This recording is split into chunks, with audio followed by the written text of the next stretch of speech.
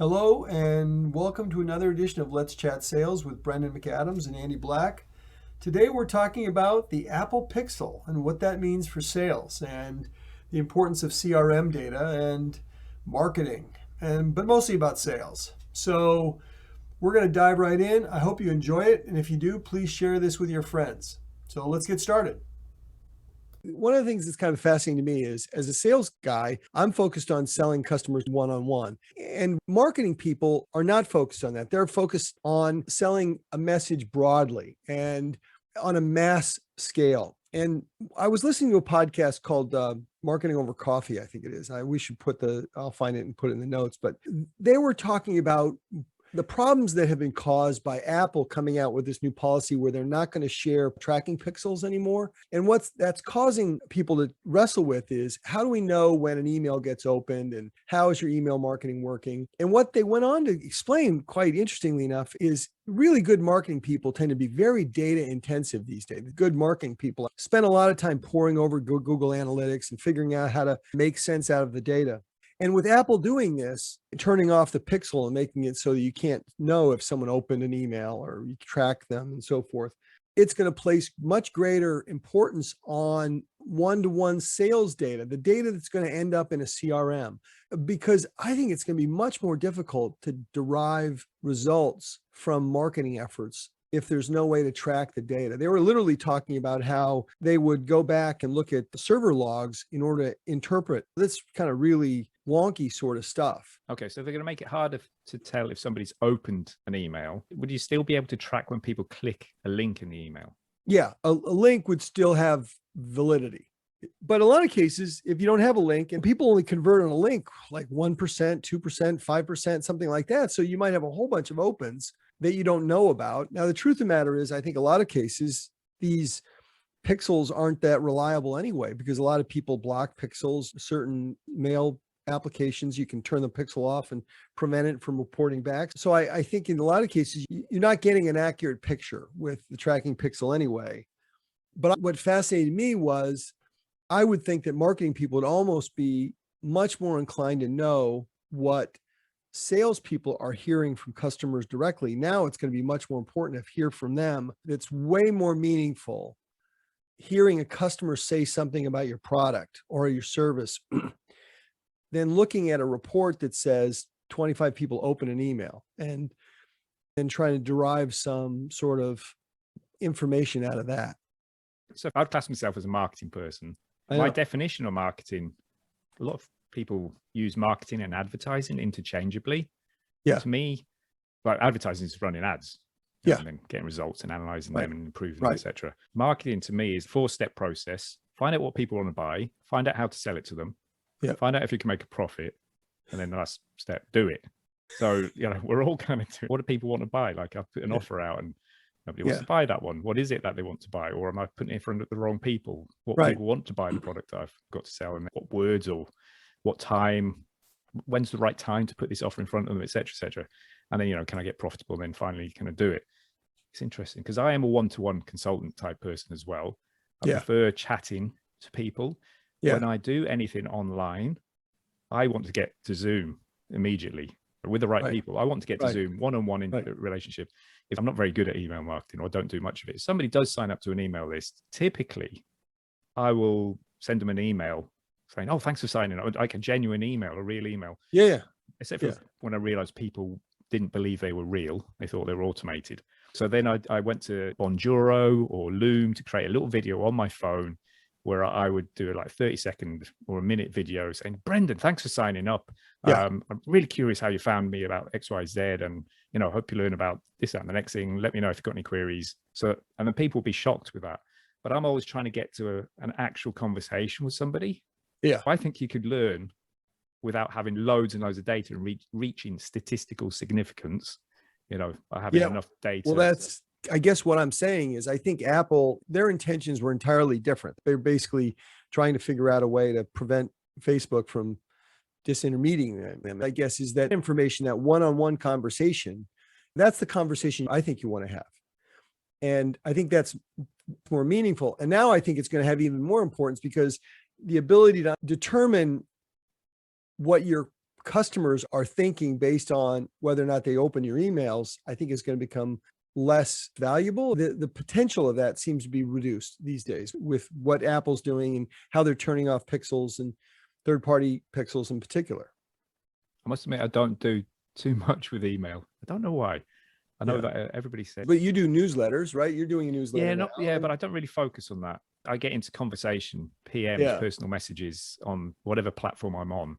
Yeah. So if I'm on Facebook, it ends up going to Facebook Messenger. If I'm on Twitter, it ends up going to the DMs and Twitter. Yeah. Or, in a forum, I end up going to messaging as well. If I was emailing somebody, sending emails out, surely I'm doing it to find the right people who will raise their hand saying, oh, hold on, I'd like to have a chat about something or other. Me selling a consulting service. I guess that's my point. I think in a roundabout way, I don't hear anyone talking about this, but I think the fact that this idea that the pixel as a way to measure engagement is being prevented by Apple and now others, I think is going to make the actual sales conversation that a salesperson has with a customer that much more valuable. That another data source has kind of gone away. However unreliable that data source or incomplete that data source had been before, and whether or not it accurately represents the number of opens, means that that real sales conversations are going to have more import because this other data source is going away. Yeah, which probably should have had all along, really. By the way, I'm not taking anything away from marketing people. I think that they're incredibly creative and important to the whole sales process. But I think that kind of the relationship between sales and marketing has got to get tighter, because you're going to have salespeople out there talking to customers all the time. And I think that information that they get back is going to be that much more valuable. Right. So what would your definition in a company, if you've got a sales department and a marketing department, what are their functions in your head? What's your definition of to oversimplify it, it's marketing is to get the phone to ring. It's to get someone to come to the website. It's to get someone to raise their hand and say, I'm interested. That's where it becomes ideally, it becomes an opportunity for a salesperson to have a real conversation to see if in fact there is a fit. Right. Yeah. And I know as a marketing person, if I'm generating inquiries, I don't call them leads. Yeah. I generate inquiries for a business, and I say, well, you got 10 inquiries last week. They might say, well, we only got 2 leads out of them. You're making our phone ring with lots of tire kickers or people in the wrong location completely. So I would get equally in trouble for generating too many inquiries that are rubbish. Yeah. In fact, they'd want just the 2. They just want 2 phone calls and both brilliant, versus 10 phone calls and 2 were brilliant and 8 were wasting their time. Good marketing should disqualify people as well as qualify them, right? Yeah. I mean, an example, I guess, would be like a Porsche ad, right?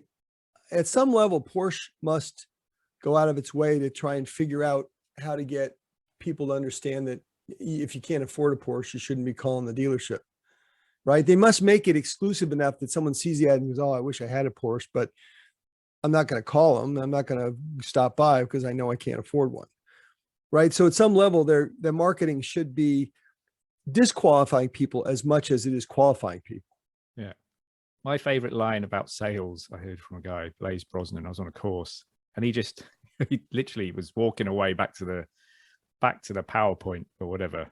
Yeah. And he just threw it over his shoulder. Sales is a screening process, is what he said. Yeah. Sales is a screening process. There you go. Everything you're doing is just screening. So, you don't want these types of people coming through because it's not going to help them, or they can't afford it or whatever. And you're trying to get the best fit. So like, I might produce MQLs, marketing qualified leads. And then as they come through the system and you go, nope, they're not good enough. We've only got out of the 10, we've only got 3 good ones. So I call them inquiries. We generate inquiries, and the business can tell me how many of them are leads. Just a quick story. I worked for a company ages ago, generating leads for them. Or I thought I was generating leads. That's what I called them. And we kept getting, at the marketing, the media buying team kept getting told off that we were not generating enough leads. Not enough phone calls were going through from the campaigns. And I was very confused because they were good quality visitors, good landing page. And they ended up putting some call handling system in place, and it could record all the phone calls coming through, and they were getting queued up, etc. It turns out that they were getting a lot of phone calls. They just weren't entering them into their CRM unless they thought they were good enough. They got praised on their conversion rate of lead to sale. So I just changed the name of it. Said, right, we'll call them inquiries. You just log how many inquiries you got, and then you can put down how many leads you got, and then how many converted into sales. And that was fine. Then we could get a fuller picture of what was going on. I thought that was quite a funny one, because they got praised on their conversion rate. They just didn't want to add things in that they didn't think they could close, which meant that on our side, it looked like we were generating no leads at all. So just changing the name of it from a lead to an inquiry, let them qualify them as a lead. Of course, keep in mind, if it's an MQL, a marketing qualified lead, and then it gets determined to be a sales qualified lead, you're not going to win every one of those SQLs. Some of them are competitive. Some of them, the timing isn't right. Some of them, they're not a good fit because they're not sophisticated enough customer, whatever the reasons might be. I suspect you don't want to win every one that you get, because then you're clearly probably not generating enough MQLs and SQLs, if you will. I mean, you want some level of, you don't want to win 100%. Your friends with the data skewing, they wanted a high conversion rate, I suppose, but you actually you're probably missing some opportunities if the conversion rate is too high. Interesting. Yeah, I hadn't thought of that. I know from a marketing perspective, when I have clients and we're generating leads for them or inquiries, if they don't give us any feedback from week to week, it's very hard for us to dial anything in. But sometimes all we need is a tiny sniff from the business owner, where they might say, oh, we're getting a lot of people thinking we're the Counts pest control department, and we can't convert those inquiries into new business because our prices are too high for them. They're expecting it to be cheap or free. When they contact the council looking for pest control, it isn't free, but they think it might be free. So when they contact us, which is the London Wandsworth Council Pest Control, they contact us, we just can't get them to accept our prices. So as soon as they said that, I was like, oh, there we go. That tiny little sniff of feedback. We could add council as a negative keyword in the Google Ads campaign. So if anybody typed in, if they typed in Wandsworth Pest Control, brilliant show for that, but not Wandsworth Council Pest Control. So just a tiny bit of feedback we can get from a client, and they could be just talking about their week and how it went, et cetera, and we just catch on to one little thing that will be enough for us to change the campaigns and make it work. So that's that anecdotal data that you're talking about as a salesperson. Me on the marketing side, as a media buyer, I need to hear that, because it can be just a tiny little thing. That's always been my experience when I worked for companies. I always had a pretty good relationship with the marketing people because they wanted to hear what my customers were saying, because they wanted to be able to use it in their marketing materials. They wanted to get case studies and interviews and that sort of thing. And I was quite happy to do that, because some of your customers love to be profiled, and it allowed me to get a better understanding from the marketing folks, what was working for them. And sometimes they would even create custom collateral for me. It was kind of a quid pro quo sort of thing. And I think marketing people love those direct from the customer sorts of conversations, because ultimately, if you're just looking at a whole bunch of reports, a whole bunch of data, looking at how many people are opening emails and so forth, it doesn't have the gravitas that a conversation, like a story about how someone is using the product or how it worked in a certain situation. Because ultimately, sales, so much of it is about stories, being able to tell a story in a way that connects and resonates for someone. If someone tells me a story about how they did something and they explain the steps along the way, I can apply it in my example. But looking at a report with a whole bunch of digits on it, it doesn't have the same significance. And I guess that's coming back around to my point about pixels and anecdotal data. Is I think that in a real significant way, Apple has done the traditional salesperson a huge service, because I think that all of a sudden there's a data source that marketing people have kind of been relying on, and it's kind of going away. And in that vacuum, if you can kind of have good anecdotal stories about customers, and if you can fill up your CRM with meaningful data without it becoming a time sink for the salespeople, if there are ways to collect meaningful data there based on interactions that you have with customers, I think that may be an opportunity for marketing people. I think that's a good thing for businesses. I know your philosophy for founders, say startups, tech startups, Yep, or yep, any founder, yeah, any kind of consulting business or yeah, providing service, that your thinking is that the founders should be able to sell. yes, absolutely, They should be speaking to their prospective customers and clients and the market out there and speaking one-on. I know, like myself, so I'm a marketing guy. I send, I hate the word, I put it in air quotes, traffic to pages. I don't like using the word traffic at all. I send visitors and people to a page, but I don't generate business for my own business like that. I build it through chatting to people, building relationships, telling my stories, helping people. Those little stories, they tell those stories potentially to other people. Oh yes, I know a guy and he helps other people do X, Y, Z by doing ABC, and they tell a little story. And what I love, and even going to Zoom, I prefer going to Zoom versus, well, a conversation over messaging is okay, but getting to Zoom is different when you can see the other person. You can tell you little stories, your ways of saying things. And you can watch to see when they sit back and go, oh, right. You're kind of like selling the aha moment, the moment they go, oh, and the penny drops, and you can see it. You can see the body language change, or they sit back or they slap their forehead or whatever. It's like, oh my goodness, that's so obvious. I should have thought of that. And you then remember, well, what is it that I said that caused that reaction? What turn of phrase? And then you try it the next time, a bit earlier in your conversation with somebody else, and you keep getting that same reaction. You know that you're hitting on something that resonates with them. And I've been doing that by meeting people in person when we could, pre-COVID times. Meet them for a coffee, and have a little notebook, just chat over the coffee, explain things, notice what gets people to have these little aha moments. And now I kind of do it on Zoom, but over the years, I've worked out what little stories or little anecdotes I can say that get people to understand something very quickly. And I think even if they don't hire me to do the work, if I'm the person that's given them that aha moment later on at some point, if they do need that work, they'll go back to the guy that, where the penny dropped, that person, or they'll recommend me on to people. I'm not sure how I'd do that over email, even one-to-one with like little messaging back and forth, so it's that quality over quantity type argument, isn't it? Yeah, I would even say that as often as not, I'm getting the aha moment. I'm the one going, oh, they'll explain some aspect of their business that resonates with me. Oh, this is how you use the product. Right. Then this is how it would fit in. And now all of a sudden the world opens up. And this is the whole point of discovery, right? This is a topic for another day, but this whole idea around sales and the discovery process, and it's those aha moments. They're going to get some. You're going to certainly get some. And those are the things that, to your point, you can't get those via email or text. They don't happen that way. They happen because of an interaction, I think. There's a kind of hierarchy of quality of interaction, and text is at the bottom. Text is at the bottom and emails just above that. And a phone call is better than that. And a video call is better. And then a face-to-face conversation is better than that. And a meeting with multiple people is better than a phone call, but a meeting with one-on-one is better than a group conference or a presentation. There's a food chain, if you will. Yeah. The likelihood of having an aha moment goes up with the quality of the conversation. I'm of the opinion that you have to have one-on-one conversations as opposed to one-on-one emails.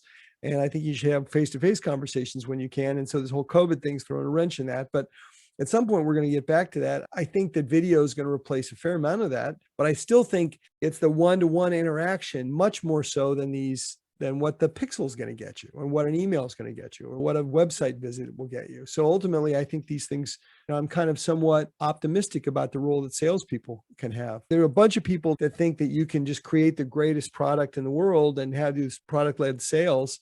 I don't buy it. Not on any sort of scale. On a B2C basis, yes. And at some point, on a B2B basis, when you've gotten to the point where you're really a juggernaut in your market. But until then, I think you need sales.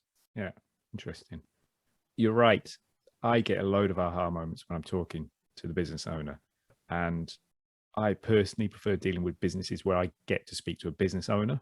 I know what their pains are and what's frustrating them versus like a marketing manager in a business. They're going to have pains and frustrations, etc., but not necessarily what the business needs. Not necessarily. One of the things I do tell business owners is I try and I say before I engage with them is that we're going to need to engage as we do this, because the more I learn about your business, the more I'm going to be able to help you. But the more you learn about what I can do and how it works, without getting bogged down in all the details, the more you're going to be having a shower and go, I know that Andy can do X, Y, Z. I wonder if we could try that X, Y, Z. So I tell them that there's 2 learning curves. They're going to go up a steep learning curve, learning what I do and how I can help them. And I'm going to go up a steep learning curve about learning about their business and their clients and the markets and how best to help them. And if we communicate properly, those 2 learning curves meet in the middle and they push up, we'll end up in a higher position than if they just passed over their instructions to me and then just left me to it in the dark. Or if I just did stuff without consulting them and without getting their feedback, their little anecdotes, their little, oh yeah, the phone's ringing a lot. And I'll be going, yay, brilliant. I'm glad the phone's ringing. Oh, it's all rubbish. Okay. So what did we do? That's interesting. I need to know that because we made a change to the campaigns or the account this way. And you're saying that week it caused the phone to ring more, but it was the wrong people or something. I need to know that so that I can undo it and then figure out, well, why did that happen? Like learning what not to do is handy as well. Helps you to figure out what to do, doesn't it? Well, it's that old adage about all of us are smarter than any one of us kind of a thing. So the combination of your expertise and the customer's expertise together is better than just having one or the other. And that doesn't apply all the time, but in that situation, you're an expert at what you do, solving your particular problems, and the customer is an expert theoretically in their business. And so that combination, that overlap, you should be able to come up with a better outcomes, better solutions than either of you independently can do that. So that makes perfect sense. Yeah, very good. Cool. Like that. There's some meat in there. Okay, so thanks for listening. That's all we got for today. And I hope you enjoyed it. And if you did, please share it with your friends. Thanks.